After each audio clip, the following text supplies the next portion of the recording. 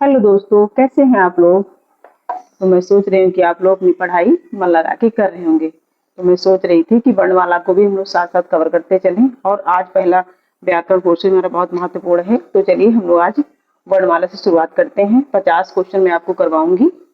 तो चलिए हम लोग पढ़ते हैं कि पहला क्वेश्चन है कि निम्नलिखित में से अयोगवाह कौन सा है। तो अयोगवाह हमारा कौन सा विसर्ग है। विसर्ग हमारा अयोगवाह है। निम्नलिखित से कौन सा स्पर्श स्वर है। स्पर्श स्वर हमारा कौन सा बड़ा है। किस क्रमांक में ई स्वर का सही उच्चारण स्थान है। तो ई का उच्चारण स्थान कौन सा है। तो तालु है। व्यंजन वर्गीकरण की दृष्टि से ला व्यंजन किस वर्ग में रखा जाएगा। तो ये हमारा वतर्स में रखा जाएगा। पांचवा क्वेश्चन हमारा है कि हिंदी शब्दकोश में ज्ञान शब्द कहाँ मिलेगा। तो जो हमारा ज्ञान शब्द है वो मिलेगा छा वर्ण शब्दों के बाद मिलेगा। निम्नलिखित में से कौन सा टा वर्ग का नहीं है। तो हमारे इसमें टा वर्ग का कौन सा है। तो धा हमारा टा वर्ग का नहीं। टा ठा डा ढा डा होता है। धा हमारा इसमें नहीं है। तो दूसरा था निम्नलिखित में से कौन सा वर्ण स्वर नहीं है। तो स्वर हमारा कौन सा। यहाँ हमारा स्वर नहीं है। छोटा बड़ा छोटी बड़ी छोटा ऊ बड़ा ऊ ये सब हमारे स्वर है, लेकिन यहाँ हमारा स्वर नहीं है। हिंदी लिखा कि हिंदी भाषा में कुल कितने स्वर होते हैं। हिंदी भाषा में जब कुल स्वरों की संख्या पूछेगा तो 11 होते हैं। छा वर्ण किसके योग से बनता है। तो छा हमारा का और शा के योग से बनता है। का खा गा का खा जा फा ध्वनियां किसकी हैं। तो ये अरबी फारसी की ध्वनियां हैं। 11वां क्वेश्चन है कि जिन शब्दों के अंत में आ आता है उसे क्या कहते हैं। उसे हम अकारांत कहते हैं। निम्नलिखित में से कौन सा वर्ण उच्चारण की दृष्टि से दंत नहीं है।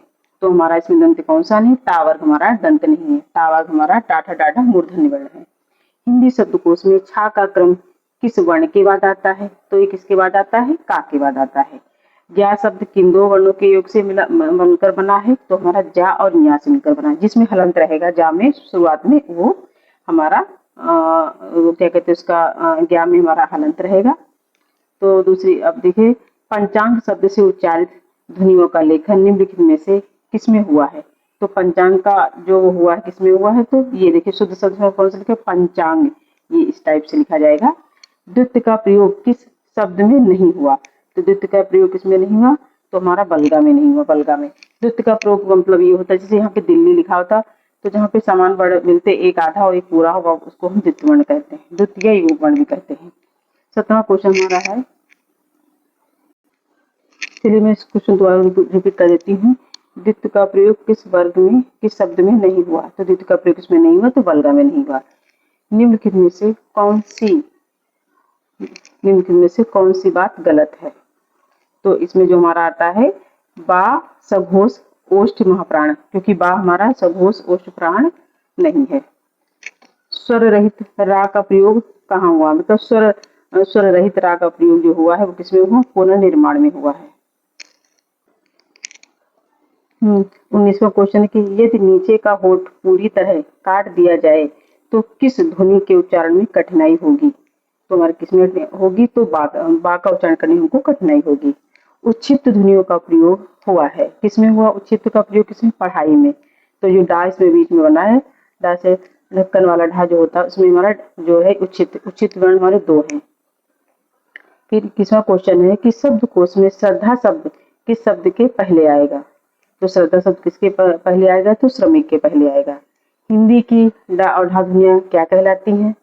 तो ये उच्छिष्ट वर्ण कहलाती हैं। हिंदी डा उच्छिष्ट वर्ण सिर्फ 2 ही हैं। कौन से हैं। डा और ढा।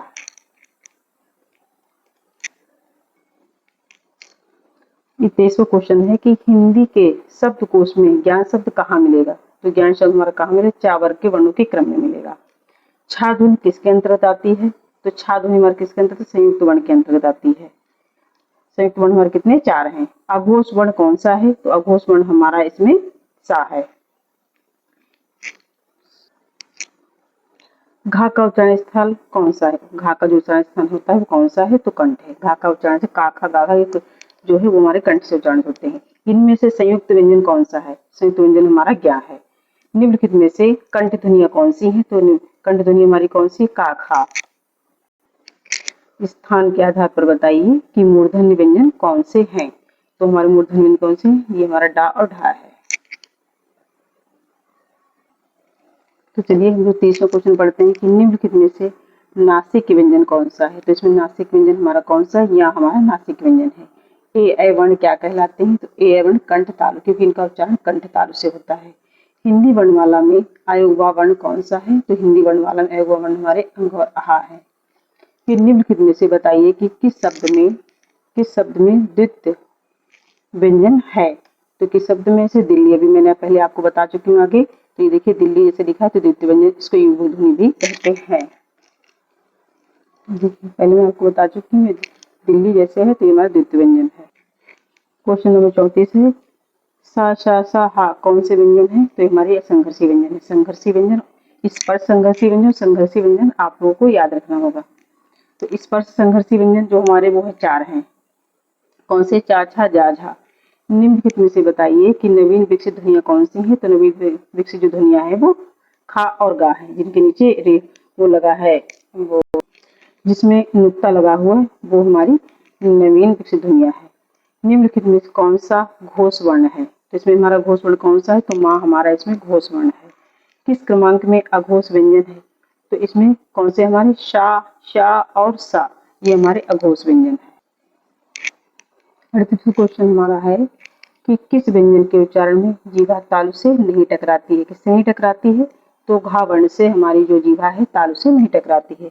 किस क्रमांक में अंतस्थ व्यंजन है, तो अंतस्थ व्यंजन हमारे कितने हैं, या और वा। अंतस्थ व्यंजन हमारे 4 है, या, वा, रा और ला। तो किस क्रमांक में अघोष व्यंजन है, अघोष व्यंजन किसमें, ता और था। वर्ग के जो पहले 2 व्यंजन होते हैं वो हमारे अघोष होते हैं, बाकी सब सघोष होते हैं। जैसे पहला, दूसरा अघोष, तीसरा, चौथा और 5वां सघोष होता है। और संयुक्त व्यंजन किस क्रमांक में है, तो संयुक्त व्यंजन में से किसमें, त्रा हमारा एक संयुक्त व्यंजन है। अंतस्थ व्यंजन कौन सा है, तो अंतस्थ व्यंजन इसमें या और वा है। 43वां क्वेश्चन हमारा है कि किस क्रमांक में सघोष व्यंजन है, तो सघोष में किसमें हमारे या और रा हमारे ही सघोष व्यंजन है।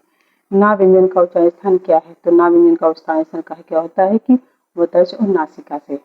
किस क्रमांक में मूर्धन्य व्यंजन है, तो हमारे देखिए सी, जो हमारा आंसर सी है, इसमें टा, ठा, डा, ढा, ड़ा, ये हमारे कैसे मूर्धन्य व्यंजन है। किस क्रमांक में व्रतमुखी स्वर नहीं है, किस क्रम में व्रत स्वरमुखी नहीं है, तो देखिए हमारा बड़ा आ जो है ये व्रत स्वरमुखी नहीं है। 46वां क्वेश्चन है कि किस क्रम में व्रतमुखी स्वर नहीं है, तो किसमें हमारा नहीं, बड़ा हमारा व्रतमुखी स्वर नहीं है। किस क्रम में पर्श स्वर है, तो वो हमारा पर्श स्वर है। किस क्रमांक में उत्तम पुरुष का उदाहरण नहीं है, तो किसमें नहीं, उन्हें हमारा उत्तम पुरुष का उदाहरण नहीं, जिसमें मैं, हमको, मुझे, ये हमारे सब उत्तम पुरुष के उदाहरण हैं, उन्हें नहीं, उन्हें हमारा अन्य पुरुष में आ जाता है। लिखा है कि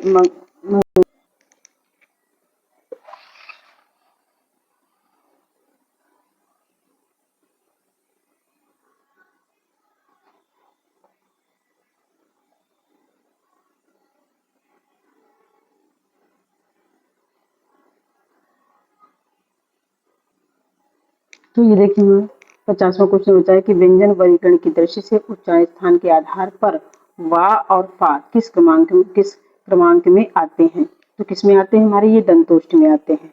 तो इस तरीके से हमारे 50 क्वेश्चन मैंने पूरे कर लिए हैं। और मैं आगे इसमें लगभग 150 है वर्णमाला से। अगर आप इसको पढ़ लेते हैं तो आपकी वर्णमाला कहीं से भी एक भी प्रश्न आपका परीक्षा में नहीं छूटेगा। तो चलिए हम लोग मिलते हैं नेक्स्ट वीडियो, और अपनी पढ़ाई मन लगा के करिए, बिल्कुल भी घबराइए मत। चलिए धन्यवाद।